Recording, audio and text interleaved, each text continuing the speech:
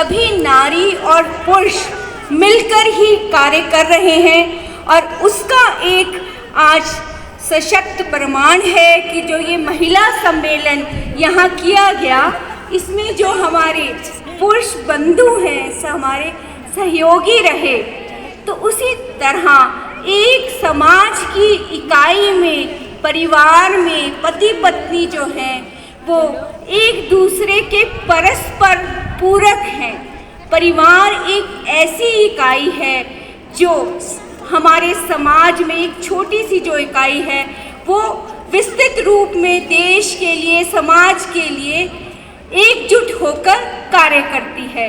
तो हमें जीवन में ये समझ के चलना चाहिए कि एक परस्पर जो एक प्रतिस्पर्धा पुरुष और महिला में है वो नहीं होनी चाहिए, परस्पर सहयोग होना चाहिए।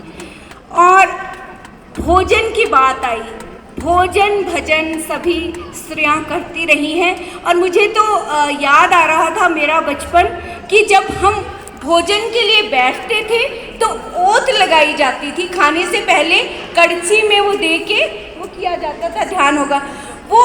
अब वो नहीं होता, वो एक शुद्ध करने की बात थी और वो सब मिल के बैठते थे।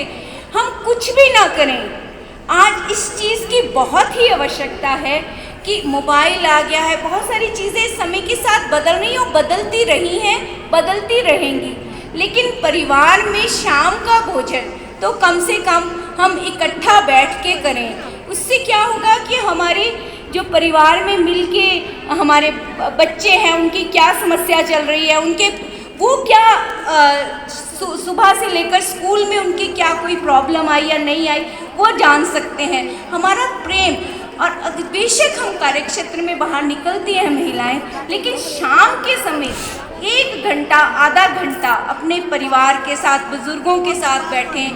अपने जो परिवार में हमारे जो एक हो सकता है परिवार व्यवस्था में ये भी होता है कि कुछ अक्षम हो, नहीं चल फिर पाते हो, उनकी सेवा सुरक्षा में अगर 2 मिनट भी निकाल के हम बैठते हैं उनके साथ तो उनको एक सहयोग रहेगा, एक बहुत ही समय के साथ। क्योंकि पहले तो परिवार व्यवस्था में 3-4 संयुक्त परिवार रहते थे तो उसमें कोई मुश्किल नहीं आती थी, लेकिन अब वैसा नहीं है।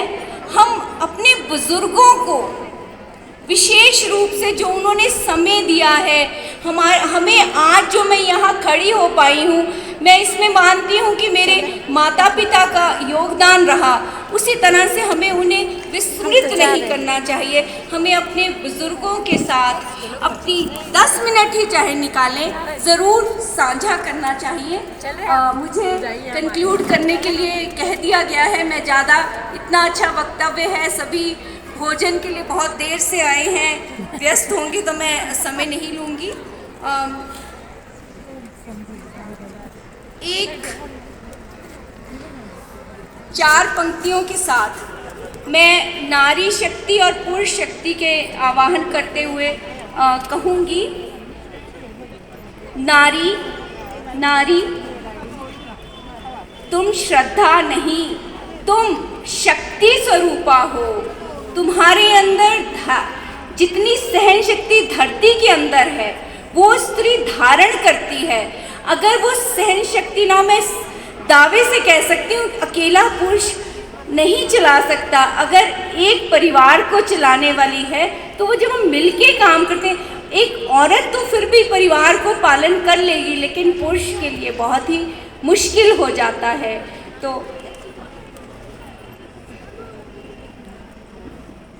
मैं पुरुष के लिए है, हाँ मैं हूँ तो तुम हो, हाँ मैं हूँ तो तुम हो। तुमसे ये जीवन और जीवन से संगीत, संगीत से रस, रस से सराबोर, ये धरती ये आकाश, अविरल चलता सृष्टि चक्र। मैं हूँ अनंत निराकार साकार रूप, मैं हूँ शिव शक्ति, हाँ मैं नारी हूँ, हाँ मैं नारी हूँ। धन्यवाद।